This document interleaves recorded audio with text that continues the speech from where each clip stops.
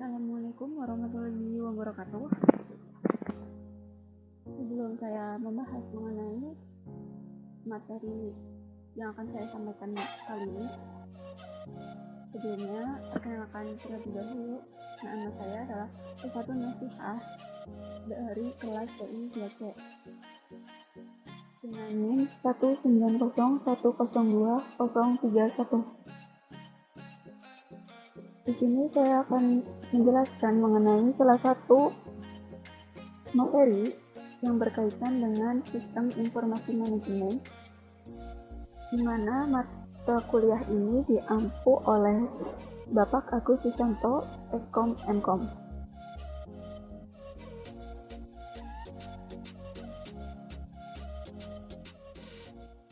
Pada pembahasan kali ini, saya akan menjelaskan mengenai metodologi pengembangan sistem. Dalam video kali ini, yang pertama dibahas adalah mengenai pengertian, kemudian metode agil. Yang ketiga akan membahas lebih lanjut mengenai metode Scrum, dan yang terakhir akan membahas mengenai kesimpulan dari pembahasan kali ini.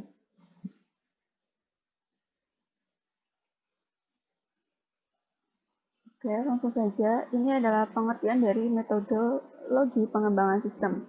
Jadi, pengertian dari metodologi pengembangan sistem adalah metode-metode, prosedur-prosedur, konsep-konsep pekerjaan, dan aturan-aturan yang akan digunakan untuk mengembangkan suatu sistem informasi.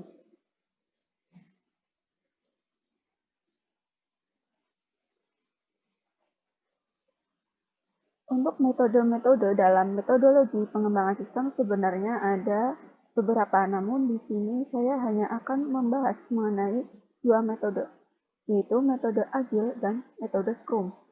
Apa sih metode agil itu? Jadi metode agil adalah suatu metode pola pikir untuk menyelesaikan permasalahan yang bersifat fleksibel terhadap perubahan suatu masalah, sehingga pola penyelesaian masalah menggunakan metode agil menyesuaikan perubahan. Kemudian apa sih Scrum itu? Jadi di sini Scrum adalah sebuah metode yang mengimplementasikan agil sebagai pengembangan sebuah proyek, event, dan lain-lain. Jadi Scrum ini adalah bagian dari agil. Dan kita akan membahas lebih lanjut mengenai metode agil.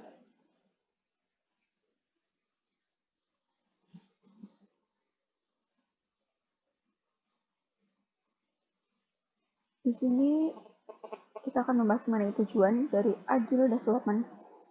Ada 7 tujuan. Yang pertama adalah high value and working app system. Jadi tujuan yang pertama adalah untuk menghasilkan sebuah perangkat lunak dengan nilai jual tinggi serta dapat menekan biaya pembuatan, dan yang terpenting adalah dapat menghasilkan produk dengan kualitas yang baik. Jadi di sini high value ini untuk nilai jual yang tinggi, dan working app system adalah menghasilkan produk dengan kualitas yang baik. Yang kedua adalah iteratif, incremental, evolutionary. Jadi agile merupakan model pengembangan yang dilakukan secara iteratif, berulang-ulang, dan dapat mengalami perubahan apabila diperlukan. Jadi dapat dikatakan bahwa metode agile ini terbilang fleksibel dan dapat digunakan pada proyek pengembangan jangka pendek. Tujuan yang selanjutnya adalah cost control dan value-driven development. Proses pengembangan perangkat lunak dapat disesuaikan dengan kebutuhan dari pengguna atau user.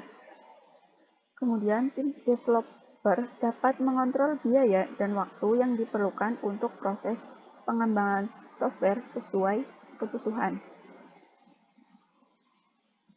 Tujuan yang keempat adalah high quality production. Jadi kualitas dari produk perangkat lunak tetap terjaga dengan baik meskipun biaya dan waktu yang diperlukan terbilang sedikit. Tujuan yang kelima adalah fleksibel, dan risk management. Fleksibel di sini dapat diartikan dengan pertemuan dengan klien dapat dilakukan kapanpun, sehingga fungsionalitas dari perangkat lunak dapat terjaga. Yang terpenting dapat meminimalisir terjadinya kesalahan pada program maupun produk sebelum dilakukan proses deploy aplikasi. Tujuan yang selanjutnya adalah collaboration. Proses kolaborasi di sini dilakukan oleh setiap tim pengembang untuk mendiskusikan feedback yang diberikan oleh klien, sehingga perlu adanya komunikasi dan koordinasi yang baik antar tim developer.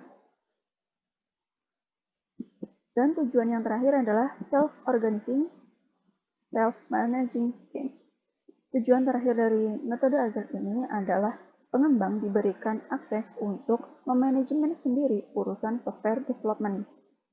Tugas dari seorang manajer untuk menjadi penghubung antara developer dan klien sehingga dapat mengurangi terjadi miscommunication.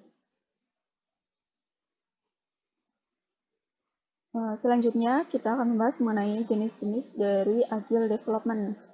Di sini ada 8 jenis Agile Development.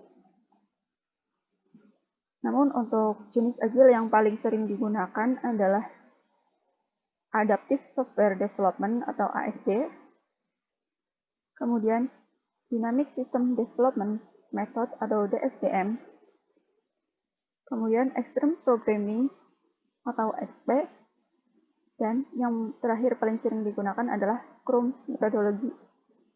Untuk metode Scrum sendiri lebih menekankan pada kolaborasi antar tim dalam pengembangan perangkat lunak.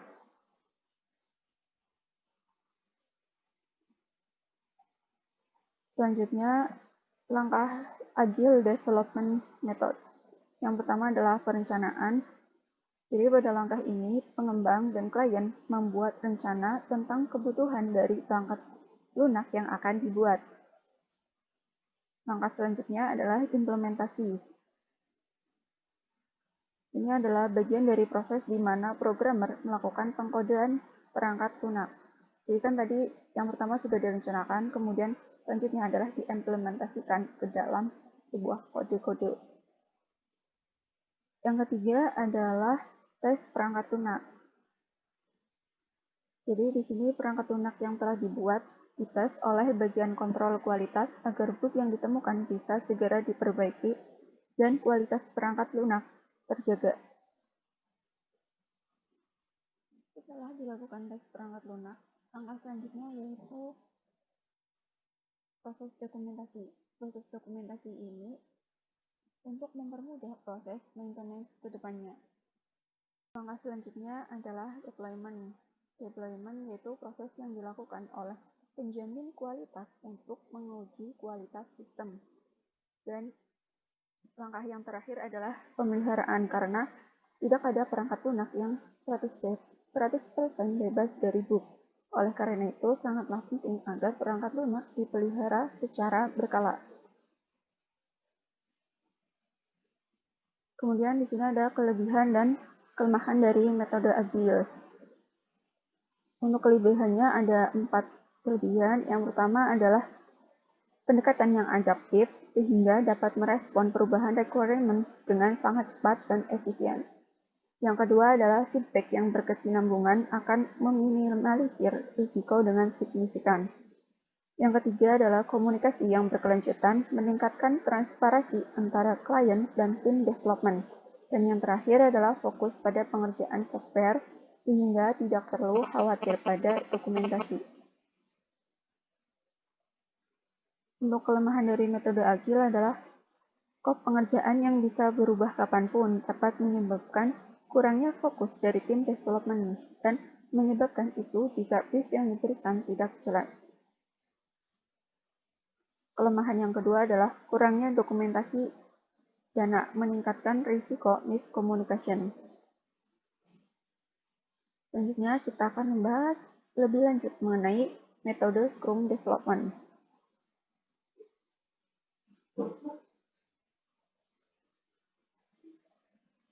Jadi dalam melakukan Scrum Development ini ada beberapa tahap. Yang pertama adalah tentukan tim Scrum. Dalam menentukan tim Scrum ini, tim harus beranggotakan 5-9 orang. Semua anggota harus memiliki skill masing-masing dan dapat mencakup untuk menjadi developer, penguji, pendukung, perancang, analisis bisnis, hingga quality check. Semua anggota di sini akan bekerja sama dan bertanggung jawab untuk memastikan bahwa mereka akan memproduksi produk yang akan mereka presentasikan di akhir sesi sprint. Tahapan yang kedua adalah tentukan waktu sprint. Sprint ini tenggat waktunya berlangsung antara 7 sampai 30 hari. Jadi dalam menentukan deadline ini ditentukan dalam sebuah meeting perencanaan sesuai dengan komitmen tim untuk menyelesaikan proyek ini. Tahapan yang ketiga adalah tunjuk seorang Scrum Master. Scrum Master adalah seorang katalisator untuk sebuah kelompok Scrum. Jadi Scrum Master ini memastikan bahwa kelompok Scrum bekerja secara efektif dan efisien. Jika terjadi hambatan, Scrum Master akan menindaklanjuti dan menyelesaikan masalah tersebut. Scrum Master ini bisa disebut juga sebagai manajer proyek dalam tim, tapi Scrum Master tidak boleh mendikte apa yang tim kerjakan dan tidak boleh terlibat dalam pengelolaan mikro. Scrum Master ini akan membantu tim dalam merencanakan pengerjaan sprint yang akan datang. Tahap selanjutnya adalah tunjuk pemilik produk atau product owner. Product owner ini merupakan seorang yang dapat bertanggung jawab untuk memastikan tim menghasilkan sebuah produk yang bisa dipresentasikan atau dipasarkan ke bisnis, klien, atau siapapun yang menginginkan hasil proyek tersebut.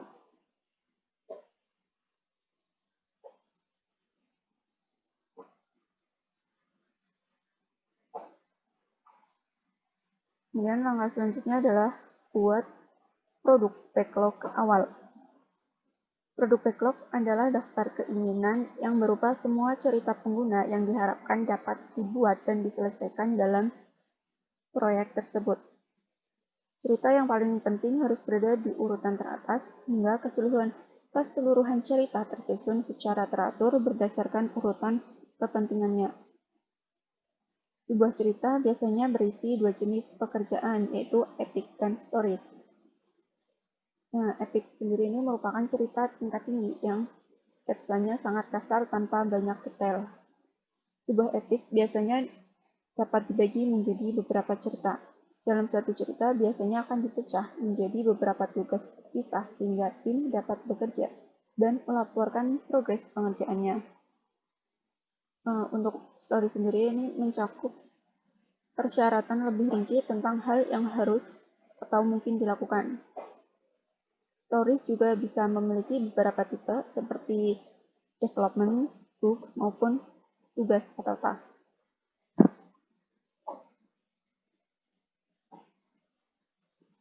Tahapan yang selanjutnya adalah rencanakan dan mulai sprint. Berdasarkan prioritas backlog, sebuah tim dapat mulai mengambil item dari daftar yang paling atas. Setelah itu, tim biasanya melakukan brainstorming dan memutuskan daftar tugas dan berapa banyak yang dapat mereka selesaikan dalam sprint mendatang. Apabila semua anggota tim setuju, sprint dapat dimulai dan tim dapat mulai mengerjakan proyeknya. Dan tahapan yang terakhir adalah tutup dan mulai sprint berikutnya. Jika batas tengah waktu telah tiba dan semua pekerjaan yang direncanakan sudah selesai, tim berhak memutuskan pekerjaan selanjutnya akan dipindahkan ke sprint berikutnya atau tetap berada dalam backlog.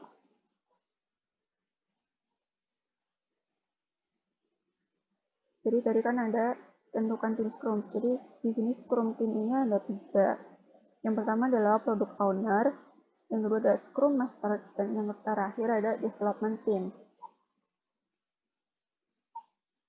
Product owner ini adalah individu yang dipilih untuk bertanggung jawab atas proyek yang dikembangkan dan membangun bisnis proyek tersebut, lalu menjelaskan produk backlog kepada development team.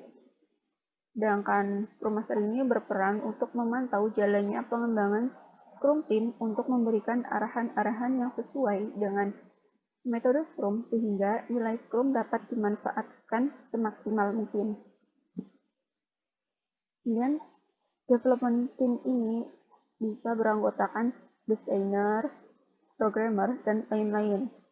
Setiap individu ini harus memiliki to-do list masing-masing untuk mengerjakan produk backlog dan menyelesaikan produk backlog.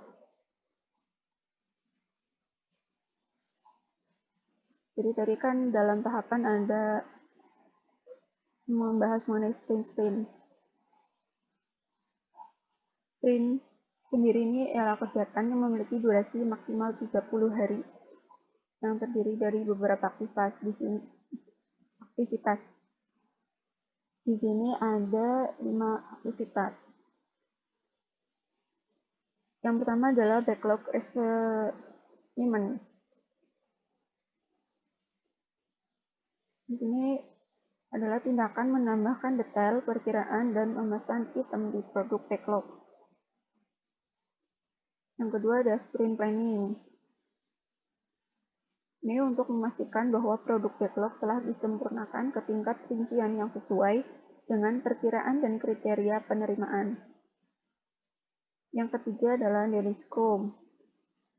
Jadi tim pengembang menggunakan daily scrum untuk meninjau pengembangan menuju sprint goal.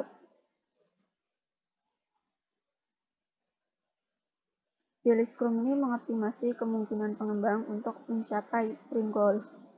Jadi tiap hari tim pengembang harus memahami bagaimana cara mereka dapat bekerja sama sebagai tim yang mengatur dirinya sendiri untuk mencapai sprint goal. Yang keempat adalah sprint review meeting. Jadi selama sprint review, tim dan stakeholder Scrum berkolaborasi tentang apa yang dilakukan pada perencanaan sprint. Dan yang terakhir adalah sprint retrospective meeting. Jadi setelah sprint review, akan ada pengambilan keputusan apakah ada sistem yang perlu diperbaiki atau diubah pada apa yang dilakukan di sprint sebelumnya, sebelum melangkah pada sprint yang berikutnya. Kemudian, kelebihan dan kelemahan metode Scrum. Kelebihan dari metode Scrum sendiri adalah yang pertama, meningkatkan kecepatan dalam proses development dan dapat membawa proyek yang lambat kembali ke track. Yang kedua adalah pengambilan keputusan sebagian besar berada dalam tangan tim developer. Yang ketiga adalah fleksibel, di mana memudahkan update dan perubahan berkala. Yang keempat adalah daily meeting, membantu manajer untuk mengukur produktivitas individual. Di samping kelebihan, tentunya ada kelemahan. Di sini kelemahan dari metode Scrum adalah yang pertama, sangat cocok untuk skala kecil dan proyek yang cepat dirubah. Yang kedua adalah metode ini membutuhkan orang yang berpengalaman yang pernah bekerja di proyek yang mirip dengan proyek yang akan dikerjakan saat ini. Yang ketiga adalah anggota tim harus memiliki skill yang banyak sehingga mampu membantu mereka dalam mengerjakan task di luar dari area spesialisnya. Dan kelemahan yang terakhir adalah membagi development produk dalam sprint singkat membutuhkan perencanaan yang matang dan hati-hati. Jadi kesimpulannya, metode Agile dan Scrum merupakan dua hal yang tidak dapat dipisahkan dalam ekosistem software development. Dalam kata lain, Scrum adalah kerangka kerja yang digunakan untuk mengimplementasikan pengembangan Agile. Suatu proyek bisa lebih efisien dan efektif dikelola dalam mencapai tujuan atau menghasilkan suatu produk dengan metode Agile dan Scrum. Materi-materi ini saya ambil dari 5 artikel. Oke, sudah selesai. Terima kasih. Sekian dari saya. Wassalamualaikum warahmatullahi wabarakatuh.